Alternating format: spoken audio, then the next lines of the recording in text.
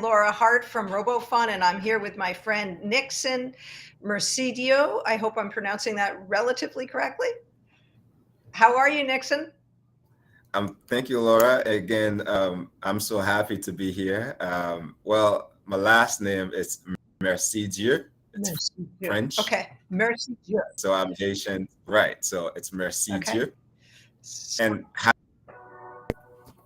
I'm doing really well. And welcome to my weekly Heart to Heart to both Nixon and to our audience out there. Just to give you a little background, once a week, I have been running this now for 2 years.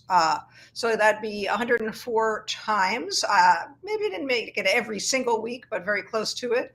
I have interviewed somebody in some way involved with children, and I am so happy to have Nixon here. Nixon and I have partnered, and we're doing some programs. We're waiting for a large grant to help kids in Brooklyn, and we'll hopefully, knock on wood, hear about that soon. For those of you new, RoboFun is a facility on 102nd and Broadway that helps children do creative things with technology. And we also run about 100 programs a week in New York City schools, private schools, homeschool, charter. And if you're interested, we're coming up to private school vacation on site. Go to robofun.org or call 212-245-0444. Also register. I write a blog twice a week. I actually write most of them and look very carefully if I have one of my assistants do parts of it. And as a former homeschool mom, as a teacher, as an educator, I have a degree from Harvard. I sprinkle lots of helpful things about parenting and learning. So go to robofun.org and sign up for that. And now we can come to the star of our show, Nixon. One of the things I have to say before Nixon starts is I just love Nixon's energy. We've worked together for about 4 months on a project very closely, and he's always in a good mood, and he's always got great ideas, and he's just a delight to work with. So tell us about BCCP. What does it stand for? What does it do? when you work with kids, you always have to be in a good mood because they always put you. Yes. You can't be. I'm always smiling. That's because, again, joy of being around young people so much.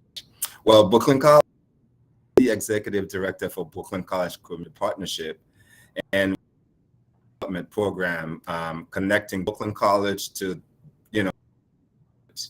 we have initiatives in a number of public schools, and both in middle school and high schools. Our goal at the end of the day is to actually help young people. We run activities with them in academics. We have what they call Girls Who Code. We do video, film production. One of the core programs we have here at Community Partnership is what we call Project Peace. And Peace is an acronym for promoting education in community. And this is actually what gave birth to we were founded by Professor Nancy Roma, who actually retired quite some. And at the time, Nancy just wanted to reach out across the aisle to have people come to the table is to resolve conflicts in a peaceful manner. So what was Nancy's role at Brooklyn College? She was a professor. She was a psych professor. And so she didn't want to just stay in the ivory tower. Well, exactly. She wanted to like go to find ways to bring Brooklyn resources out to less resourceful communities. Right. And so BCCP is over 20 years old, is that correct? And 30 years old. 30 years old, wow. Right, so I think founded, I would say, around 1992. Wow. Wow. Right. So we've been around for quite a while. Okay. Okay. So just as we were preparing for this interview, I asked Nixon, how long have you been there? And I was pretty surprised. Tell us about your journey at BCCP. Well, it's very interesting because, in my, as an undergrad, college as both an undergrad and also as a grad student. Nixon, hold on a second. Our connection is not great. And so what I'd recommend is you pop off and pop right back on, because we didn't have this in the past and I want everyone to really hear you. So pop off and then just. I'll do that. Okay. All right. We'll see Nixon in a minute. In the meantime, I want to share a few stories about what has been going on at RoboFun. We just finished, oh, he's already back. Well, we just finished our winter break. It was great, and we're getting ready for spring. And let's bring Nixon in. All right, well, let's give it a try. I hope it's better already. Oh, okay, nice. All right. So we were discussing how long you've been with BCCP and what do you do now, and how did you get there? Right, as I was saying,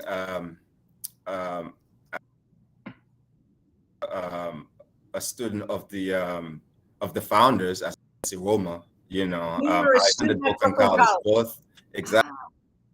Okay. Grad and grad, and what got me to the organization, upon reflection in my senior year as an undergrad student, I realized, in my 4 years at the college, and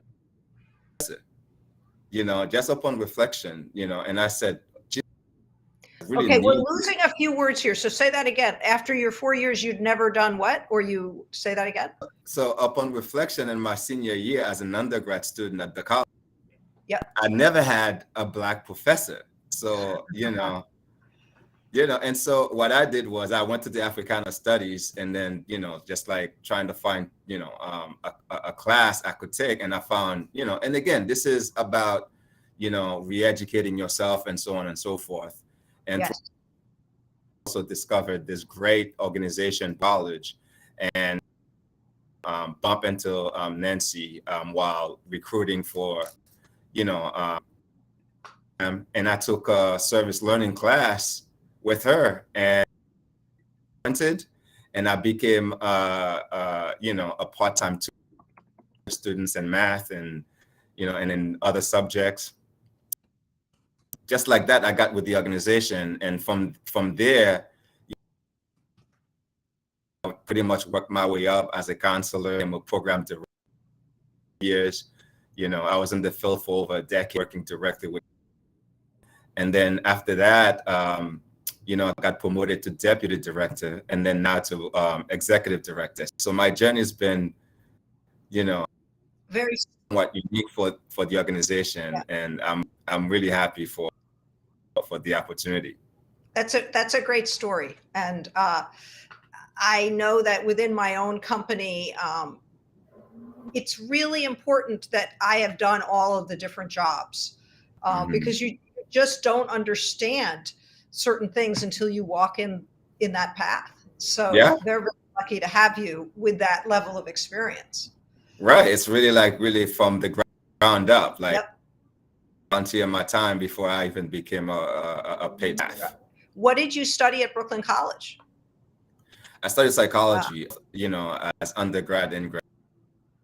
Fantastic.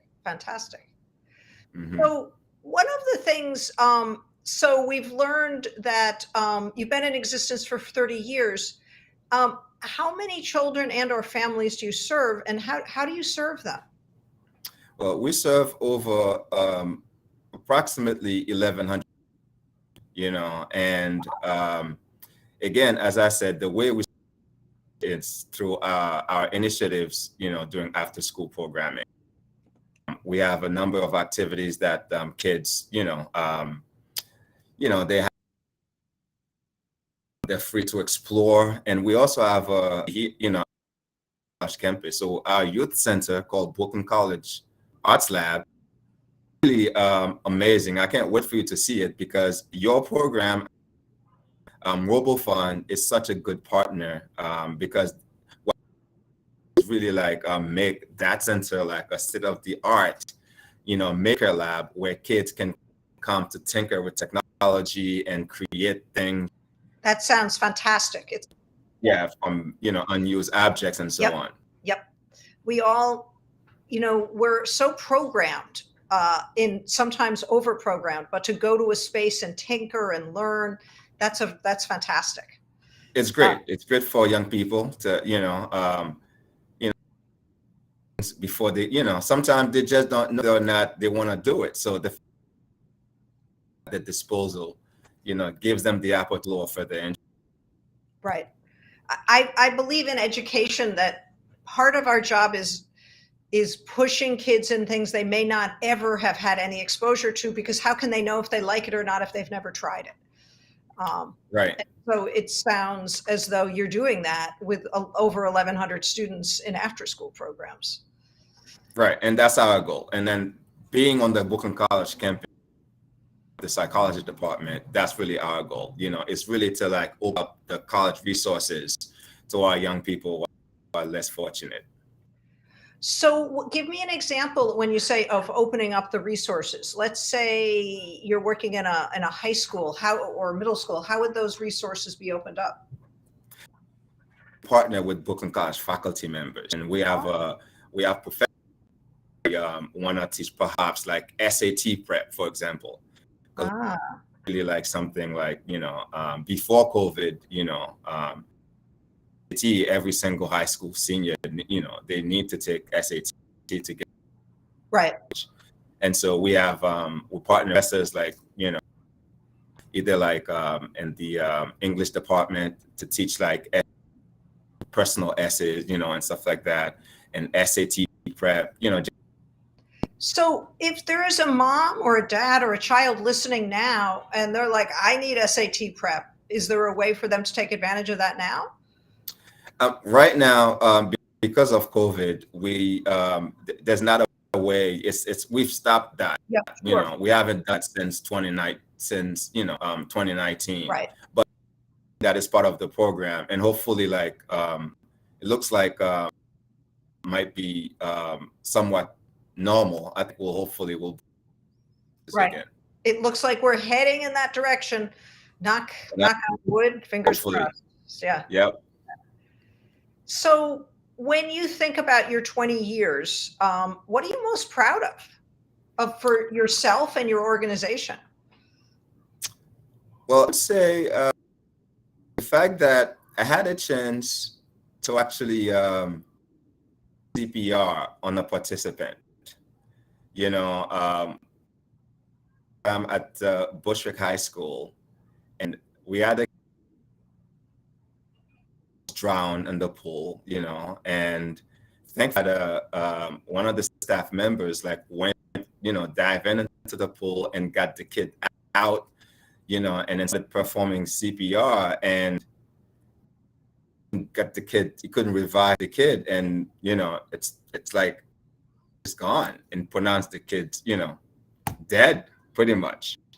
And so a week before that, I actually went to the my CPR certificate. I spent like a whole Saturday learning, Mm-hmm. and that if you work with young people, like you have these tools at your disposal because you don't know when. Yep. And every year we get trained. Yeah. So as I am about, I'm hearing this commotion. I'm in the hallway, like doing my my rounds, like checking in with everybody, and I'm hearing kids like crying.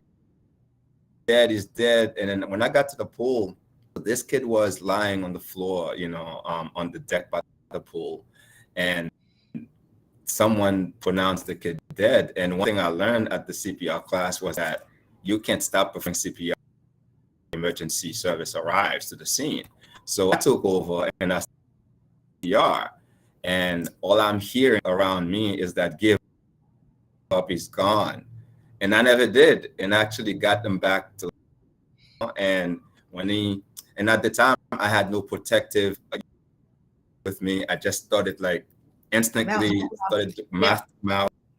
Yep. And when he got up, he coughed like blood all over my face, but Who you know. cares? I mean, you're saving a life. Right. And so it's been like, some weeks in a cold hospital. Thank God he got, he was okay. Right. After a while he was okay. So you saved his life. Wow. right. Wow. Because with young people, when you actually in youth development, it's really about saving lives. And for me, that came really, I was fortunate to actually, Right. We use that, do exactly that. we use that phrase a lot, but we don't usually mean it to mean actually saving a child's life. So, Right. and I see this all the time, that we're saving them emotionally, we're giving them resources. But congratulations, he Right. must have been very thankful to you. Yeah. It's something, you could that the months after, we were in the auditorium, there was a symbol next to him. Obviously, he didn't know who I was at the time, but I was sitting next to him. But the fact that I'm looking at him, like, it's looking at me weird. Who's this guy? Why is he looking at me? And he had no clue who I was, but it was okay. So you never told him it was you? I never. I was just sitting next to him. Okay. Okay. Just, reflecting. Yeah. And, Sure. Yeah. So that is one moment to be proud of for the rest of your life. Yeah. When you think about that question in terms of your organization, what comes to mind as moments that, wow, my kids did this, or my staff did this? Well, we emphasize building a lot with young people, and this is, much to us, because at the end of the day, when you I'm sorry, Nixon, we missed. You emphasize what? Relationship building with young people. Good. Okay. And so,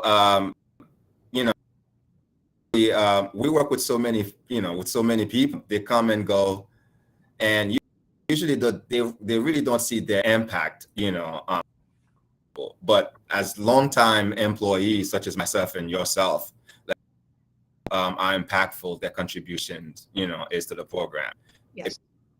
And so when you go out into like a young person, said, and sometimes, we've known them for so long, and when they get older, and we can't remember names, but we remember faces, Yeah.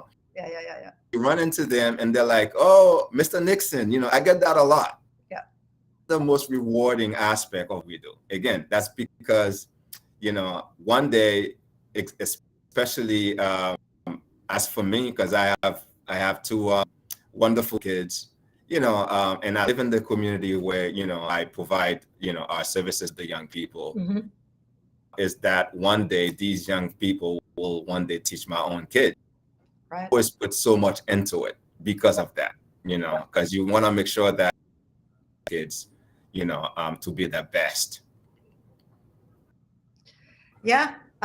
Well, I am so happy that we are now partners, and I can't wait for us to do more programs together. Is there anything else you would like to tell our audience about BCCP? Well, and I think,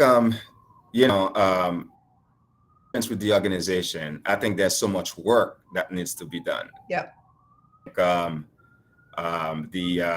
COVID pandemic has definitely exposed the lack of preparedness from agencies and and even nonprofit organizations. If we have to move to, we know how hard it is. It still is for some, for sit in front of a computer for 6-7 hours a day, and not only them to participate in after school programming, in the afternoon after 7 hours, doing their regular school. And we know this is not, it's not the way forward. So we need to find better ways to our young people and the communities we serve to do. And we hope listening there, funders out there will take that into account. If we need to, to help the young people, be productive members of their communities, they need support. Yes.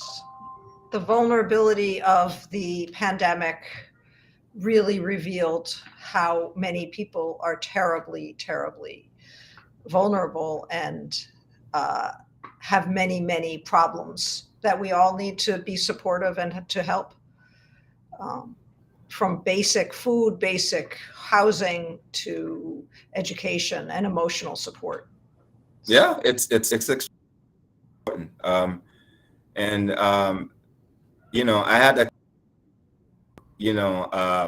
and at the time, the height of the pandemic, going to the stores to grab everything, and I had a kid who said,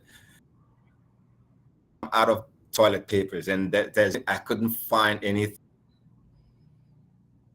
Right. Some home, and I'm like, you know what? I'll drop, to you, and then and also, so but for you, to take a shower, Well, because we would have thought about stuff like that, nobody could have COVID-19. I mean, we've gone through 2 very, very difficult years, and there have been some innovations in those 2 years as well.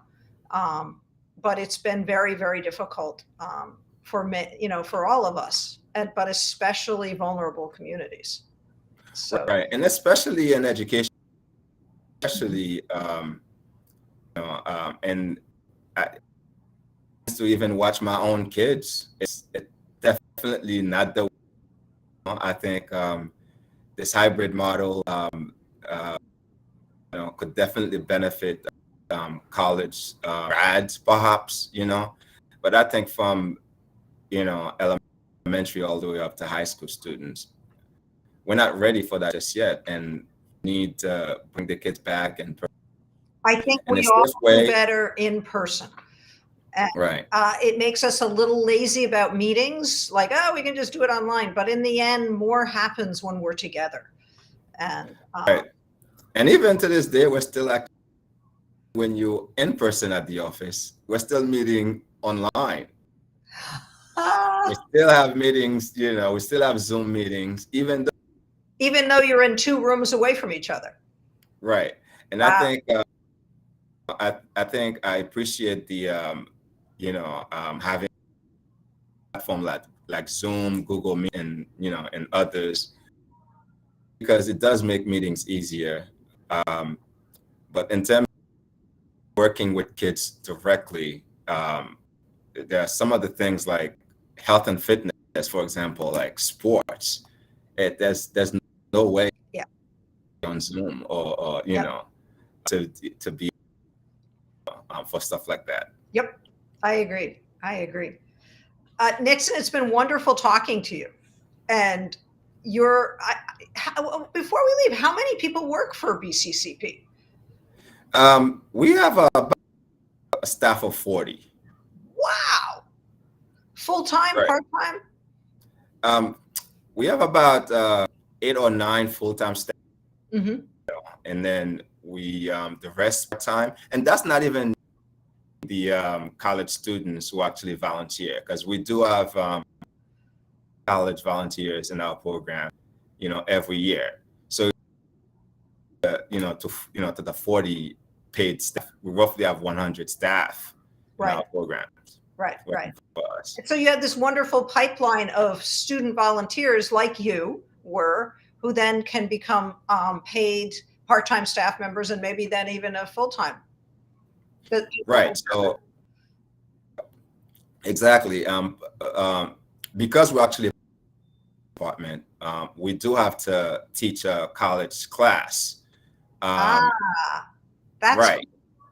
And so class is really like a service learning class for college students. Mm-hmm. In turn, at a Brooklyn, BCCP programs, And that way, we sort of, like, as you said, we have a pipeline. We get, some of those, service learners hopefully want to either work in education or development, and so they have opportunities to actually learn, actual, work skills with young people. Yep. They get to really see it, learn it by doing it. So Exactly. that's fun. So it's not just in theory in the classroom, but they get a chance to be in the field and see what it's like. Yes, which is a very nice thing to do before you graduate, because if that's what you really want to do. You've experienced it. So yeah. So you're Exactly. you're a multi-service agency, mostly for the little kids, but also for youth growing up who might want to go into that field. And we also tend to think of ourselves providing like a holistic approach to young people, because and like working with young people, it's not always easy. I mean, you can come prepared today, and and doesn't go anywhere. That may not be what the current needs are today, because it could be like a current that throw off everything, that you have to stop your lesson and address what's happening. And because of that, or it could be, I'm hungry, I don't want to, and so like these immediate needs, we have to find a way to kids' immediate needs, before we can go into like somewhat academic, exactly, at work. I say to my staff that teaching is a lot like improv, that you have to have an agenda, you have to have a plan for the day, but you have to be ready to throw it out if something else happens, and that a responsive teacher is part of a community of people, so you're noticing, and we're saying the same thing in different ways.